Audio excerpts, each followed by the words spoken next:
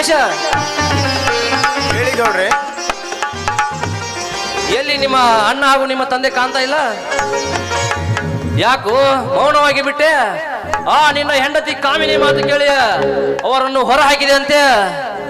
ಲೇ ಸತೀಶ, ನೀನು ಬೆಂಗಳೂರಿಗೆ ಹೋದಾಗ ನಿನ್ನ ಮಡದಿ ಧನರಾಜನ ಜೊತೆ ಚೆಕ್ಕಂದಾಡಿ ಅವಳ ಮಾತು ಕೇಳಿ ನೀನು ನಿನ್ನ ದೇವರಂತ ನಿನ್ನ ಅಣ್ಣ ನಿನ್ನ ತಂದೆಯನ್ನು ಹೊರಗಾಕಿದೆಯಲ್ಲ ಮಗನ. ಇದರ ಪಾಯಶ್ಚಿತ್ತ ನೀನು ಅನುಭವಿಸಬೇಕಾಗ್ತದೆ.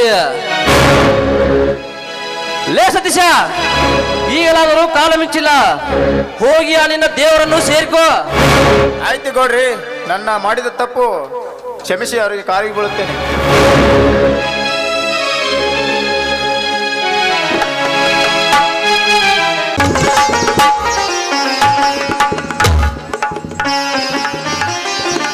ಅಪ್ಪ, ಏನಾಯ್ತಪ್ಪ ನಮ್ಮ ಬಾಳು? ಕಂದ, ಎಲ್ಲವೂ ಆ ವಿಧಿಯ ಆಟ ಕಣಪ್ಪ. ಹಿಂದಿನಿಂದಲೂ ನಮ್ಮ ಹಿರಿಯರು ಉಳಿಸಿಕೊಂಡಿರುವ ಈ ಮನೆಯ ಮರ್ಯಾದೆಯನ್ನು ನನ್ನ ಮಗ ಹರಾಜು ಮಾಡಿಬಿಟ್ಟಪ್ಪ, ಹರಾಜು ಮಾಡಿಬಿಟ್ಟ. ಆ ಸ್ವಕ್ಕಿನ ಶ್ರೀಮಂತ ಹೆಣ್ಣಿನ ಮಾತು ಕೇಳಿ ಹೆತ್ತ ತಂದೆಯನ್ನೇ ಕತ್ತು ಹಿಡಿದು ನೂಕಿಬಿಟ್ಟಪ್ಪ, ನೂಕಿಬಿಟ್ಟ. ಇರ್ಲಿಯಪ್ಪ, ಅವನಾದರೂ ಸುಖವಾಗಿ ಇದ್ದಾನೋ, ಹೇಗಿದ್ದಾನೋ ಏನೋ. ನಂದು ಆಸೆ ಕಣಪ್ಪ, ಅವನು ಎಲ್ಲೇ ಇರಲಿ ಎಂತ ಇರಲಿ ತನ್ನ ಹೆಂಡತಿ ಒಂದೇ ಸುಖ ಸಂತೋಷದಿಂದ ಇದ್ದರೆ ಅಷ್ಟೇ ಸಾಕು ಕಣಪ್ಪ, ಅಷ್ಟೇ ಸಾಕು.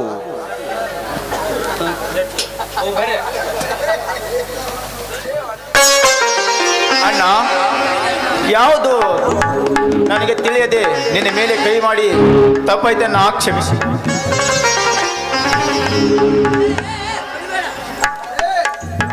ಯಾಕೋ ರಮೇಶ, ನೀನಂತ ತಪ್ಪು ಏನು ಮಾಡಿದ್ದೀಯಾ?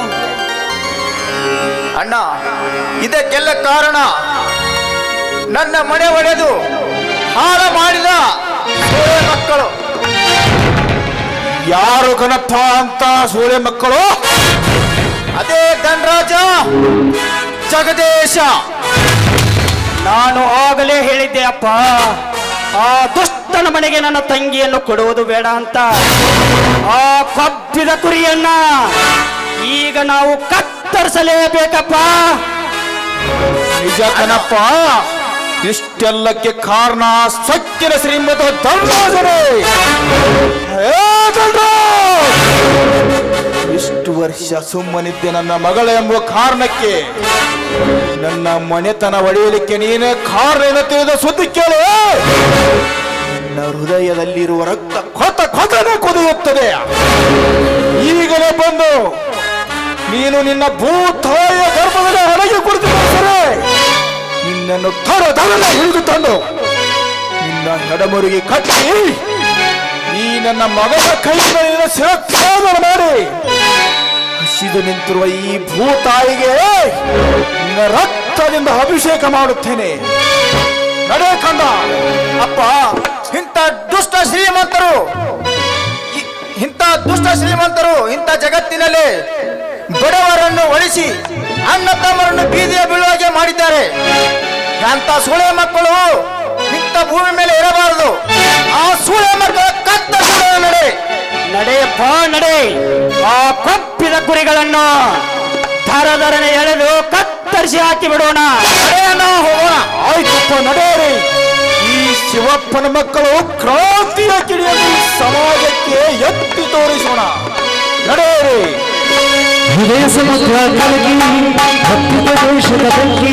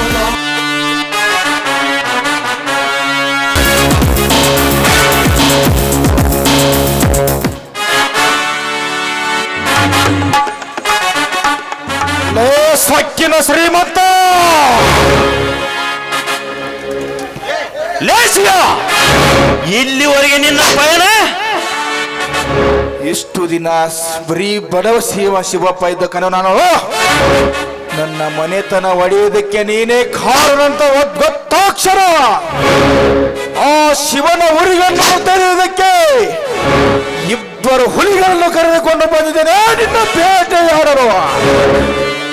ಲೇ ಧರ್ಮ್ಯ, ಬಾಳ ಬಾಳ ಹಾರಾಡಿದ್ದಲ್ಲ, ಮುಗಿಯುತ್ತಲೇ ಮಗನ ನಿನ್ನ ಕತೆ.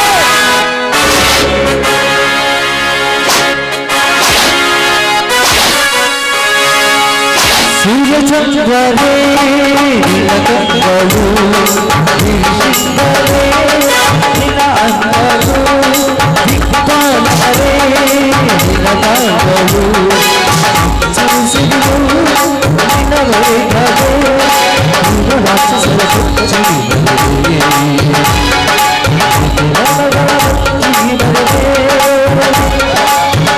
ಆಕಾಶವೇ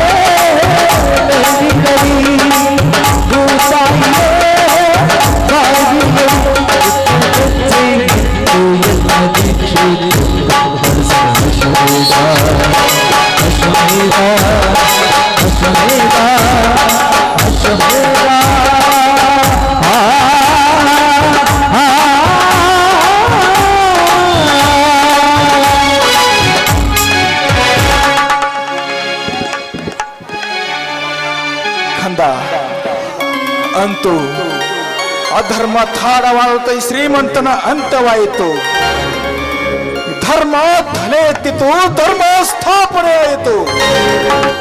ಈ ಸಮಾಜಕ್ಕೆ ಮಾದರಿಯಾಗುವಂತೆ ಕೆಟ್ಟ ಕೆಲಸವನ್ನು ಮಾಡುವ ಯಾವುದೇ ವ್ಯಕ್ತಿಯಾದರೂ ಸರಿ, ಬಡವನಾದರೂ ಸರಿ, ಶ್ರೀಮಂತನಾದರೂ ಸರಿ, ಅವನಿಗೆ ತಕ್ಕ ಶಿಕ್ಷೆ ಆಗಬೇಕೆಂಬುದು ನೀವಿಬ್ಬರು ಮಾಡಿದ ಕಾರ್ಯದಿಂದ ಈ ಸಮಾಜಕ್ಕೆ ತಿಳಿಯುವಂತಾಯಿತಪ್ಪ, ತಿಳಿಯುವಂತಾಯಿತು.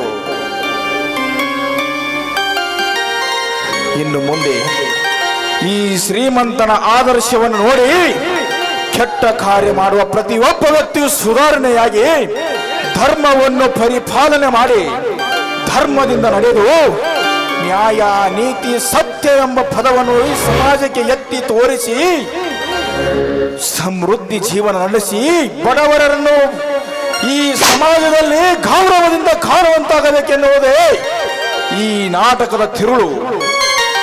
ಅಪ್ಪಾಜಿ, ಕೊನೆಗಾದರೂ ಈ ನನ್ನ ಊರಿನ ಆರಾಧ್ಯ ದೇವರಾದ ಶಿವಪಾರ್ವತಿ ನಮ್ಮ ಅಣ್ಣ ತಮ್ಮಂದಿರನ್ನು ಒಂದು ಮಾಡಿಬಿಟ್ಟರಪ್ಪ, ಒಂದು ಮಾಡಿಬಿಟ್ಟರು. ಹೌದು ಕಣಪ್ಪ, ಹೌದು. ಆ ದೇವರ ಮಹಿಮೆ ಎಷ್ಟು ಹೊಗಳಿದರೂ ಕಡಿಮೆ ಕಣಪ್ಪ, ಕಡಿಮೆ. ಆಯ್ತು, ನಡೆಯಪ್ಪ. ಹಲೋ ಭಾರತ್ ಮಾತಾ ಕಿ